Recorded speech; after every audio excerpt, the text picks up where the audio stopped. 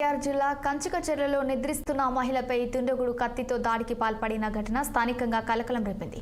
వసంత కాలనీలో జరిగిన ఈ ఘటనలో గుర్తు తెలియని వ్యక్తి ఆరు బయట నిద్రిస్తున్న మహిళపై విచక్షణ రహితంగా దాడి చేసి పారిపోయాడు. తీవ్ర గాయాలైన మహిళను కుటుంబ సభ్యులు ఆసుపత్రికి తరలించారు. దొంగతనానికి వచ్చిన వ్యక్తి ఘాతకానికి పాల్పడినట్లుగా కుటుంబ సభ్యులు తెలిపారు.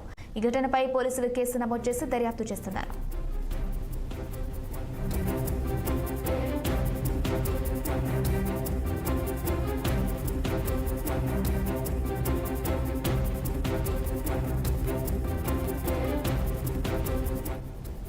ఎన్టీఆర్ జిల్లా కంచికచెర్లలో నిద్రిస్తున్న మహిళపై దుండగుడు కత్తితో దాడికి పాల్పడిన ఘటన స్థానికంగా కలకలం రేపింది.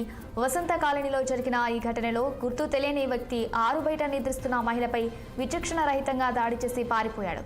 తీవ్ర గాయాలైన మహిళను కుటుంబ సభ్యులు ఆసుపత్రికి తరలించారు. దొంగతనానికి వచ్చిన వ్యక్తి ఘాతకానికి పాల్పడినట్లు ఆ కుటుంబ సభ్యులు తెలిపారు. ఈ ఘటనపై పోలీసులు కేసు నమోదు చేసి దర్యాప్తు చేస్తున్నారు.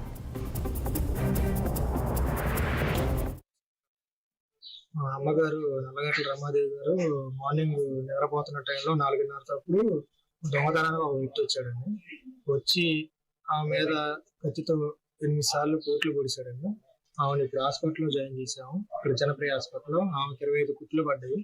ఆమెను ఇష్టాసారంగా ఎక్కడ పడితే అక్కడ పొడిచి చెస్ట్ మీద వీపు మీద మొత్తం పొడిచేసి గంజాయి తాగిన మైకంలో బ్లేడ్ బ్యాచ్ తిరుగుతా ఆ బ్లేడులతో ఆడ మనుషులు ఎట్ట పడితే అట్లా పోసేసి చేశారు. దొంగతనానికి బాగా తిరుగుతున్నారండి. అక్కడ సీసీ కెమెరా ఫుటేజ్లు ఉన్నాయి.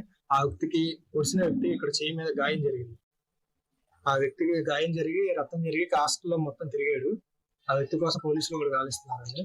కొంచెం ఇది న్యాయం జరిగేలాగా అలాంటి గంజాయి తిరిగి వేరే వాళ్ళ కుటుంబం ఇలా హాస్పిటల్ పాలు కాకుండా ఇది కాకుండా చూడండి. కొద్ది క్షణం ఉంటే మా అమ్మగారు చనిపోయేవారు. ఇక్కడ మొత్తం గాయాలయ్యి మొత్తం తెగినాయండి. కొంచెం మాకు ఆ వ్యక్తిని పట్టుకొని మాకు న్యాయం జరగలేదు. అది కంచెర్ల వసంతకాలం. మా అమ్మగారు నల్లగట్ల